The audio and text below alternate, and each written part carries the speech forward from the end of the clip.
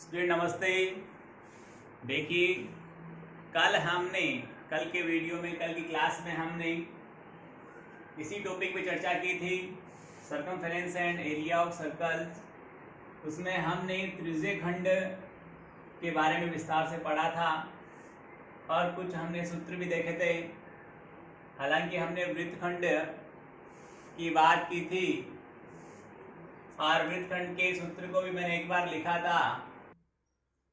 वृत्तखंड के बारे में भी हमने कल पढ़ा था, पर इसके बारे में थोड़ा सा और विस्तार से बताता हूं मैं आपको। मान लीजिए एक वृत्त में दो त्रिज्याएं हैं, OA और OB, और एक जीवा AB है। हम जानते हैं कि किसी वृत्त की जीवा और परिधि के मध्य बने भाग को वृत्तखंड कहते हैं। क्या कहते हैं स्टूडेंट? वृत्तखंड कहते हैं। वृत्त का खंड, दो खंड हो गए, दो टुकड़े हो गए। एक ऊपर वाला बड़ा दिख रहा है, नीचे वाला छोटा दिख रहा है। छोटा दिख रहा है तो इसको लघु या माइनर कह देंगे, माइनर सेगमेंट।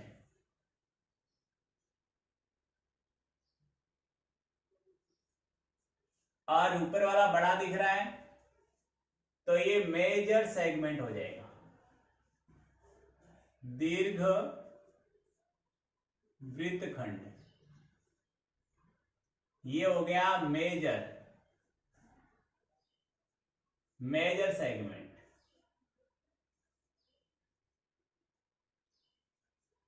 आई मान लीजिए दोनों त्रिज्याओं के मध्य थीटा कोण है, त्रिज्या स्मॉल r है। इतनी बात समझ में आ गई आपकी? तो OAB एक समद्विबाहु त्रिभुज हो गया, जिसकी दो भुजें समान होती है, समद्विबाहु त्रिभुज कहते हैं। OA और OB त्रिज्याएं हैं, इसलिए एक वृत्त की सारी त्रिज्याएं समान होती है, इसलिए समद्विबाहु त्रिभुज हो गया। हमें इस भाग का क्षेत्रफल चाहिए, पर स्टूडेंट्स जरा गौर करें कि इतना जो क्षेत्रफल था, इतना जो भाग है, उसको अपन त्रिज्यीय खंड कहते हैं। तो हमें सिर्फ इस भाग का, आप चाहो तो मैं एक नाम देता हूं, यहां पर एक D नाम दिया है मैंने, और इसको मैं लिखूंगा कि एरिया ऑफ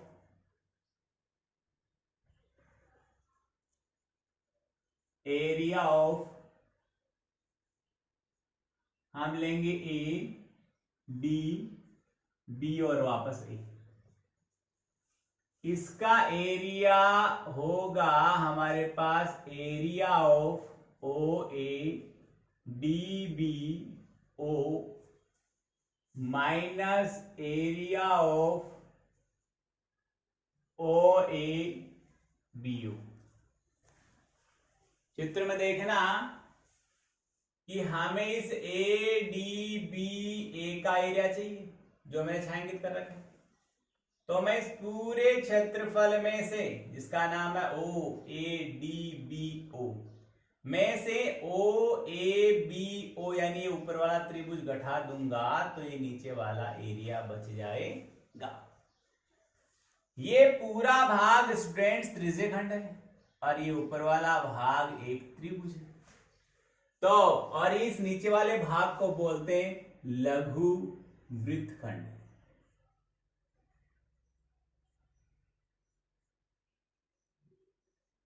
लघु वृत्तखंड का क्षेत्रफल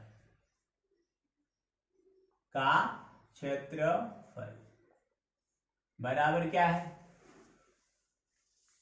कि त्रिज्यीय खंड जो बन रहा है, संगत त्रिज्यीय खंड का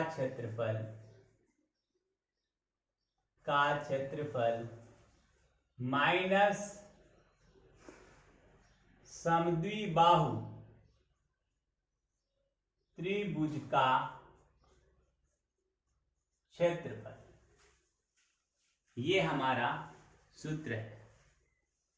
अब त्रिज्यीय खंड का क्षेत्रफल होता है πr² थीटा बटे 360।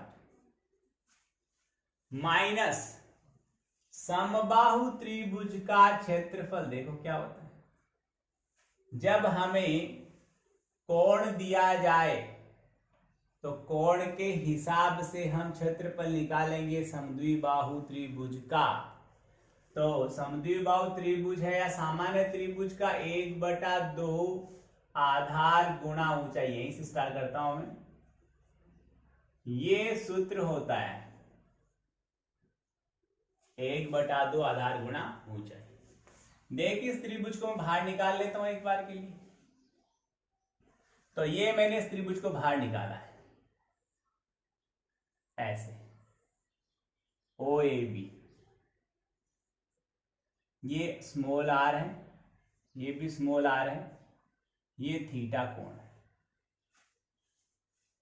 यदि मैं यहां से सामने की भुजा पर एक लंब डालूं, एम नाम दूं, तो ये कोण आधा हो गया θ/2, ये भी θ/2।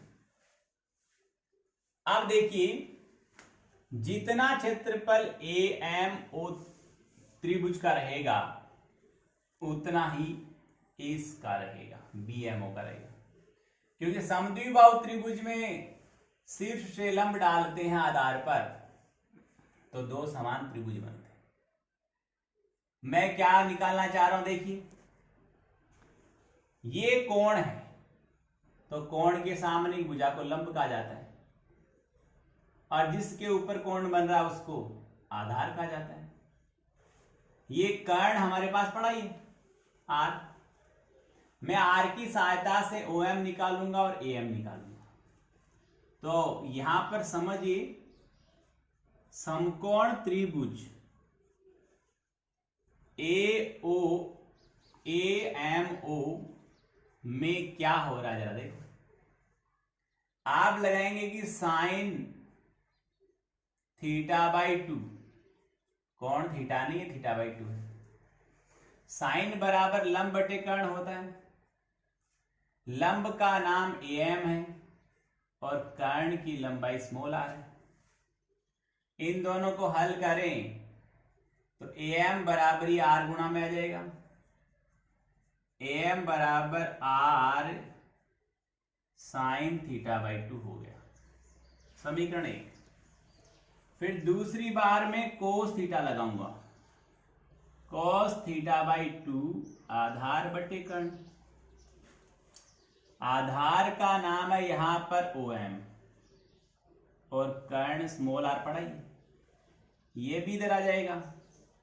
तो ओ एम बराबर आ गया आर cos θ/2, समीकरण संख्या 2। इस त्रिभुज ए एम ओ का आधार तो ए एम है और ऊंचाई ओ एम है। 1/2 आधार गुणा ऊंचाई त्रिभुज का क्षेत्रफल होता है। इसका निकलेगा, इसका जितना है उसको 2 से गुणा कर देंगे, ये आ जाएगा। तो हमारा उधर आइए, ये πr² θ/360 पड़ा रहेगा 1/2। ये त्रिभुज का क्षेत्रफल है, किसका, इस पूरे का। तो इस पूरे के क्षेत्रफल को हमने 2 भागों में बांट लिया। आप चाहो तो लिख के बता दूं मैं कि area of A M o plus area of b m o. Students गौर करें, आप एक स्टेप और लिख दूंगा मैं, आप चाहो तो πr² θ/360। यहां पर इसको 2 into area of A M O लिखें तो कोई दिक्कत नहीं है। πr² θ/360 माइनस 2 गुणा त्रिभुज का क्षेत्रफल होता है 1/2 आधार गुणा ऊंचाई। स्टूडेंट आधार ए एम है, ये पड़ा ए एम कितना है, आर साइन θ/2। तो ये हो गया आर साइन θ/2 गुणा ऊंचाई। देखिए स्टूडेंट, यहां ऊंचाई ओ एम है, ओ एम का मान पड़ा है हमारे पास में आर कोस θ/2। ये रहा स्टूडेंट आर कोस θ/2। इसको सोल्व करेंगे तो पाई आर स्क्वायर थीटा बटे 360 तो स्टूडेंट चल ही रहा हर स्टेप में। ये 2 से 2 कट गया और 2 से 2 नहीं काटो तो इसको एक देखो, यहाँ ही लिख रहा हूं मैं, थोड़ा ध्यान देना। वापस से वो 1/2 को इधर ले आऊंगा और वो 2 आगे चला जाएगा। स्टूडेंट सब ध्यान दीजिए, ये एक मैथ्स में प्रॉपर्टी होती है। इसमें से मैं यदि 1/2 है r इंटू आर को बाहर ले लेता हूं तो r स्क्वायर हो गया। अंदर बचा स्टूडेंट 2 sin θ/2 इंटू cos θ/2। याद रखें सभी स्टूडेंट्स, हालांकि 11th क्लास में आता है पर आपको प्रॉपर्टियां यूज हो रही इसलिए बता रहा हूं। इसका मान, इसका सूत्र होता है साइन थीटा। आप याद रखें, इसके बारे में गहराई से अपन बड़ी क्लास में पढ़ेंगे, 11th क्लास में पढ़ेंगे। तो इसका मान हो गया साइन थीटा और अब हमारे पास जो रिजल्ट के रूप में सूत्र बन के आया वो 1/2 आर स्क्वायर साइन थीटा आया। अब जरा स्टूडेंट देखिए, इसके 2 रूप हो गए, यहां पर आ जाए। 2 रूप कैसे हुए गुरुजी? यदि ये 2 से 2 काट देते, काट सकते हैं, कोई दिक्कत नहीं, तब बनेगा सिर्फ आर स्क्वायर साइन थीटा बटे 2 इंटू कोस थीटा बटे 2। तो गुरुजी बताओ यहां तक करना है कि यहां तक ही रखना है? दोनों काम के। जब थीटा का मान, कोण का मान 90 डिग्री तक हो तब तो ये काम में लेना है, और यदि कोण का मान 90 डिग्री से बड़ा हो जाए, सपोज 120 डिग्री आ गया, तब इस 2 से 2 काट देना और ये वाला बचा हुआ पार्ट काम में ले लेना। तो ये इसका दूसरा सूत्र कल मैंने लिखाया भी था, ये मैंने आपको एक्सप्लेन किया सूत्र कैसे बना और लघु वृत्तखंड का क्षेत्रफल कैसे निकालते हैं। सारी थीम मैंने आपको इंटरनली बताई है, डीपली बताई है, इसको देखें और समझना है। अब आगे चलिए, मैं इसी चैप्टर से रिलेटेड कुछ और टॉपिक्स और कुछ और सवाल आपको बताता हूं। देखिए क्या है स्टूडेंट, एक सवाल है जो बोर्ड एग्जाम में भी आया हुआ है। एक पहिया जब सड़क पे चलता है तो वो चक्कर लगाता है। अब आपने देखा होगा कि एक कार का पहिया छोटा होता है, वो दूरी तय करते वक्त ज्यादा स्पीड से घूमता हुआ नजर आता है। एक ट्रक का पहिया थोड़ा धीरे घूमता हुआ नजर आता है। तो इसका मीनिंग ये नहीं है कि साहब कार तेज चल रही है या ट्रक है वो धीरे चल रहा है या बस है वो धीरे चल रही है। यदि स्पीड दोनों की बराबर है तो भी आपको कार का पहिया वो तेज चलता हुआ दिखेगा, उसका चक्रों की संख्या ज्यादा दिखेगी बजाय बस के। क्योंकि स्टूडेंट जो कार का पहिया होता है वो छोटा होता है, उसकी परिधि कम होती है, परिधि कम होती है, और बस का पहिया होता है वो बड़ा होता है। बड़ा होता है मतलब उसकी परिधि ज्यादा होती है, परिधि बड़ी होती है, अधिक होती है। जिसकी परिधि कम है उसको समान दूरी तय करने में ज्यादा चक्कर लगाने पड़ेंगे, और जिसकी परिधि ज्यादा है उसको समान दूरी तय करने में कम चक्कर लगाने पड़ेंगे। और जब इसको कम चक्कर लगाने पड़ते हैं तो ये आराम से घूमता हुआ नजर आता है, इसको ज्यादा चक्कर लगाने पड़ते हैं तो ये तेजी से घूमता हुआ नजर आता है। जैसे जैसे परिधि बढ़ती है चक्रों की संख्या कम होती जाती है, और जैसे जैसे परिधि कम होती है चक्रों की संख्या बढ़ती जाती है। यदि मैं परिधि को c से लिखूं, c मीन्स सर्कमफेरेंस, और चक्रों की संख्या को n से लिखूं तो चक्करों की संख्या n समानुपाती है 1/c के,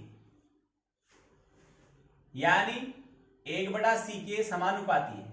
और मैं इसको कैसे बोलूं कि परिधि और चक्रों की संख्या परस्पर व्युत्क्रमानुपाती है। एक वर्ड बोला है स्टूडेंट्स मैंने, व्युत्क्रमानुपाती। व्युत्क्रमानुपाती का मतलब होता है एक बढ़े तो दूसरा घटे। अब ये बढ़ेगा यानी c बढ़ेगा, c मतलब परिधि बढ़ेगी। मैं इसको भाषा में भी लिख दूं, चक्करों की संख्या बराबर प्रोपोर्शनल टू 1/परिधि। आप समझे इसको। यदि मैं इसको हल करने के लिए इस समानुपाती निशान को हटाने के लिए कांस्टेंट यूज कर लूं, उसको k से लिख दें, तो इसको आया लिखेंगे k/c। तो स्टूडेंट ध्यान रखें, जब परिधि बढ़ती है तो चक्करों की संख्या घटती है, और चक्करों की संख्या जब बढ़ती है तो परिधि घटती है। दोनों में उल्टा सिस्टम है। अब यहां पर इसका यूज होगा, एक सवाल बनता है कि एक कार 11 किलोमीटर प्रति घंटा की स्पीड से चल रही है। एक कार 11 किलोमीटर प्रति घंटा की स्पीड से चल रही है। यदि उसने 500 चक्कर लगाए, कितने चक्कर लगाए? 500 चक्कर लगाए, तो बताओ उसकी परिधि कितनी है या उसकी त्रिज्या कितनी है।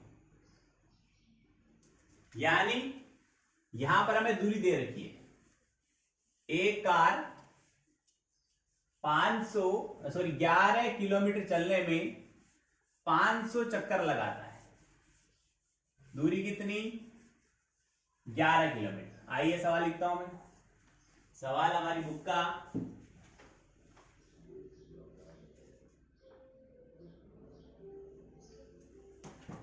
ये जो मैंने बोला है कि दूरी बराबर है 11 किलोमीटर।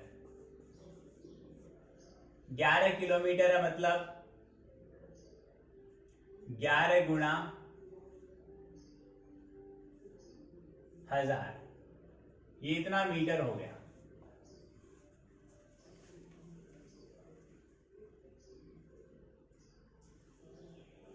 अब यदि केवल दूरी है तो हमें इसको चाल में बदलना पड़ेगा, और यदि सवाल में चाल दे रखी है तो हमें इसको चाल में बदलने की जरूरत नहीं है।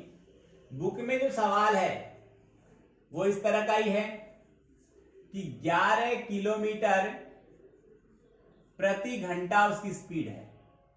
ये 11 जो है वो दूरी नहीं है, उसकी स्पीड है, चाल है।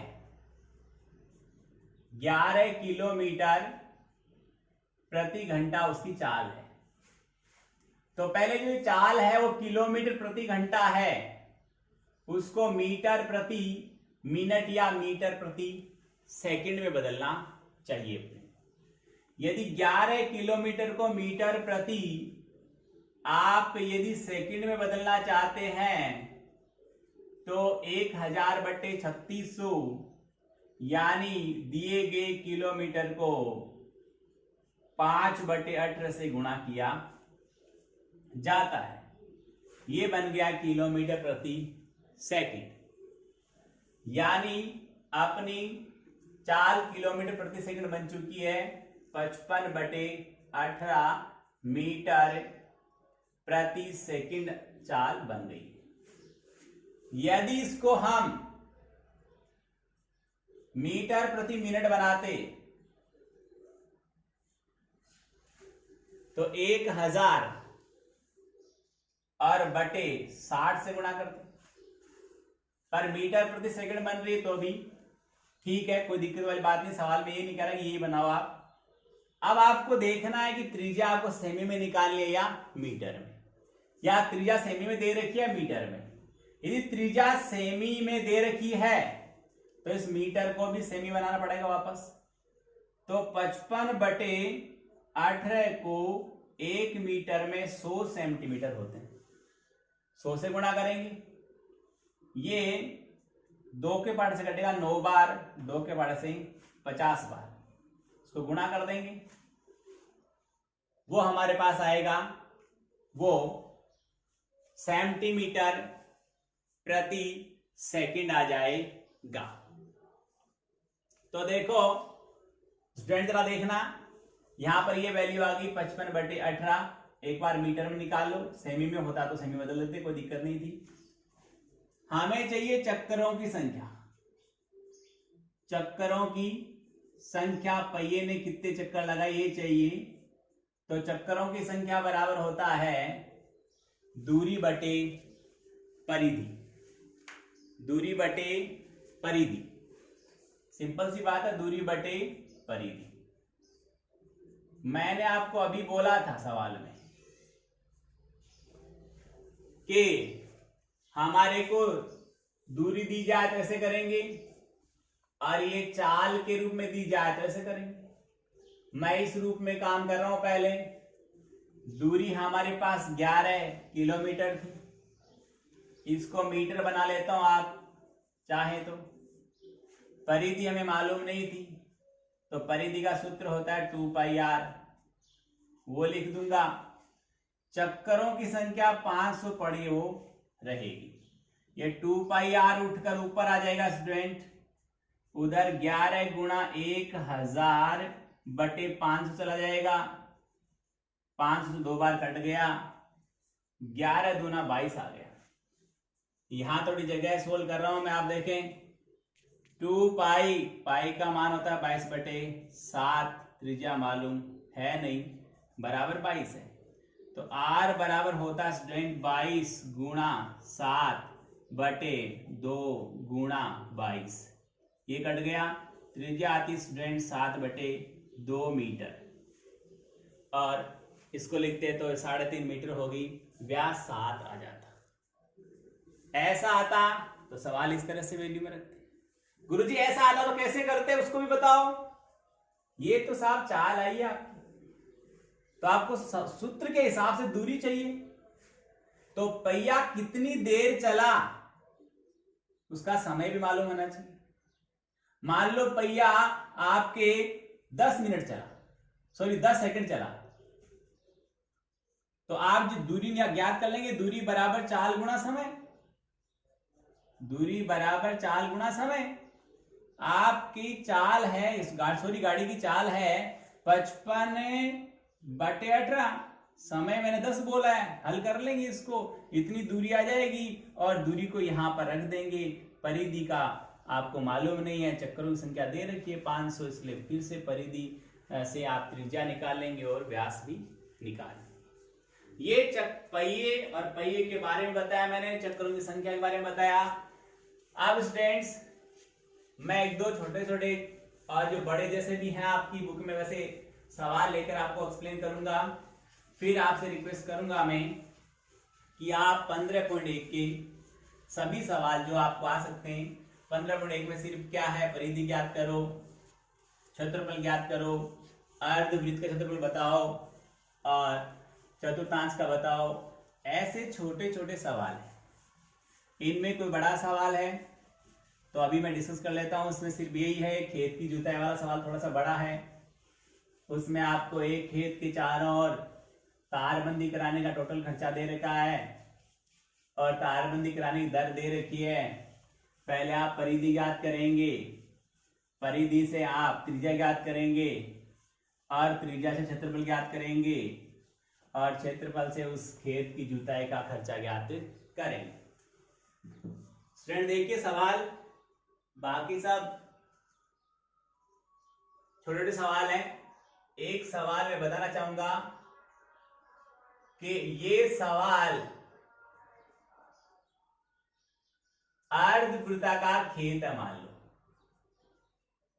सवाल आया बोर्ड में कि अर्धवृत्त का परिमाप ज्ञात कीजिए। अर्धवृत्ताकार खेत है, उसकी परिधि कह दे या उसका परिमाप कर दें। मैं स्टूडेंट्स आपको बताना चाहूंगा, परिमाप का अर्थ है किसी भी आकृति है उसकी जितनी भी कोर की लंबाई है उस सारी कोर की लंबाई को परिमाप कहते हैं। अर्धवृत्त है तो ऐसा होगा, इसकी कोर है एक तो ये और एक ये। आप जानते हो अच्छी तरह से कि पूरा वृत्त होता तो ये 2πr होती, आधे की बात कर रहा हूं तो ये क्या हो गई, πr हो गई। ये व्यास है, व्यास त्रिज्या का 2 गुना होता है, तो πr प्लस r इन दोनों को जोड़ूंगा तो अर्धवृत्त का परिमाप हो जाएगा πr प्लस 2r। ये एक सवाल को ले रहा था मैं, तो उससे रिलेटेड ये बात आई थी, वो मैंने आपको बता दी। एक अर्धवृत्ताकार खेत है, उसकी त्रिज्या हमें 21 मीटर दे रखी है, त्रिज्या 21 मीटर है। तो उस खेत का हमें क्षेत्रफल भी ज्ञात करना है और उसका परिमाप भी निकालना है। पूरे वृत्त का क्षेत्रफल πr स्क्वायर, तो आधे का 1/2 πr स्क्वायर। त्रिज्या 21 गुणा 21 है, 7 तिया 21 कट गया, 11 दूना 22, 11 गुणा 21 3 63, 11 तिया 33, 11 छिका 66 और 3 69। ये इतना मीटर स्क्वायर क्षेत्रफल आ गया। परिमाप ज्ञात करना है, तो परिमाप के लिए स्टूडेंट्स मैंने आपसे बात की थी कि परिमाप का सूत्र ऊपर पड़ा है πr प्लस 2r। यहां से r कॉमन ले लो, पाई का मान 22/7 और प्लस क्या आ गया 2। r का मान 21 था, ये 7 दूने 14 और ये 22 हो गया 36/7, 7 तिया 21, 36 तिया 108 मीटर उसका परिमाप आ गया। स्टूडेंट समझ में आई होगी बात। ये इस तरह के सवाल है, सिंपल सवाल है। आप 15.1 के सवाल जितने हो सकते हैं उतने हल करेंगे, जो नहीं आते हो मेरे से पूछेंगे और जो सवाल आपको आ जाए उनको फेर कॉपी में करने का आप प्रयास करेंगे। एक सवाल में थोड़ा सा हिंट देना चाह रहा था, खेत वाला, खेत की जुताई तो उसकी तारबंदी से रिलेटेड सवाल था। वो सवाल था कि 24 रुपए प्रति मीटर स्क्वायर की दर से खेत की तारबंदी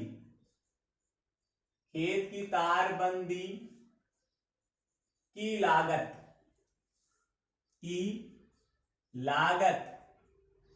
5,280 रुपए है।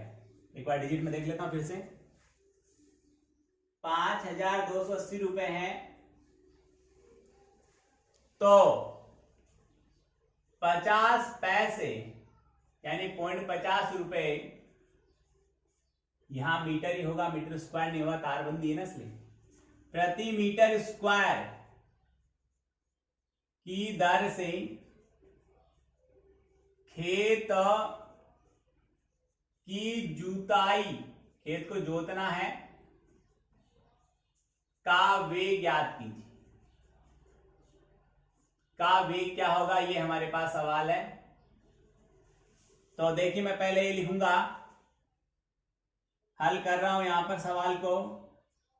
चूंकि 24 रुपए प्रति मीटर से तारबंदी का वेग 5,280 रुपए है, तो खेत की परिधि यानी कितनी लंबाई में हमने तार बांधा है। खेत की परिधि आएगी 5,280/24, 24 दूना 48, 24 दूना 48, खेत की परिधि आ गई 220 मीटर। परिधि 220 है तो परिधि का सूत्र लिख दूंगा मैं यहां पर 2 पाई r बराबर 220। अब 2 गुणा पाई का मान 22/7 त्रिज्या r पड़ी है बराबर 220। r बराबर 220 गुणा 7/2 गुणा 22। इसका भाग 10 बार गया, 2 का भाग 10 में 5 बार गया, त्रिज्या आ गई अपनी 35 मीटर। अब स्टूडेंट इधर से मैं थोड़ा सा इसको इरेज करता हूं, आपने देख लिया होगा इसको। तो अब क्या कह रहा है वो देखो, आगे लिखना आता है 0.50 रुपए प्रति मीटर स्क्वायर की दर से खेत की जुताई का वे, जुताई का वे खर्चा। तो खर्चा कैसे निकालोगे, खेत का क्षेत्रफल गुणा खेत जुताई की, खेत जोतने की जो दर है उससे गुणा कर देंगे। खेत का क्षेत्रफल पाई r स्क्वायर, दर 0.50, पाई का मान 22/7, त्रिज्या 35 गुणा 35 गुणा 0.50, ये 5 का भाग 35 में, 7 का भाग 35 में 5 बार गया, 22 पंजो 110 गुणा 35 गुणा 50/100। पॉइंट हटा दिया मैंने इसका, ये 2 जीरो कैंसिल हो गई। 11 पंजो 55 गुणा 35, 35 पंजे 175 हासिल की 17 और 35 पंजे 175, 175 और 17 192। तो खेत जुताई खर्चा आ गया 1925 रुपए। मैं अपेक्षा करता हूं स्टूडेंट्स आपको ये सारी बात बहुत अच्छी लगी होगी, सबको समझ में आया होगा। आराम से तसल्ली के साथ मैंने पढ़ाया है, इसको आराम से देखें, घर जाकर घर बैठकर इन सवालों को हल करें। कोई भी डाउट हो मेरे से आप क्वेश्चन करें, फोन पे बात करें, और जो सवाल आते हैं उन्हें फेयर कॉपी में करें। बहुत बहुत धन्यवाद। एक बात और कहना चाहूंगा मैं आपको साथ ही कि वीडियो देखने वालों की संख्या बहुत कम आ रही है, तो मैं सबसे रिक्वेस्ट कर रहा हूं सभी स्टूडेंट्स वीडियो देखें, प्रत्येक विषय का वीडियो देखें। वीडियो में कोई दिक्कत हो तो कॉल करें संबंधित टीचर को या मुझे कॉल करें, पर सबको वीडियो देखना अनिवार्य है। किसी के किसी प्रकार की दिक्कत आ रही है तो आप तुरंत संपर्क करें। पर मैं अपेक्षा करता हूं कि नेक्स्ट वीक तक यानी सोमवार तक प्रत्येक बच्चा क्लास का वीडियो देखेगा और पढ़ेगा, तैयारी करेगा। धन्यवाद, थैंक यू।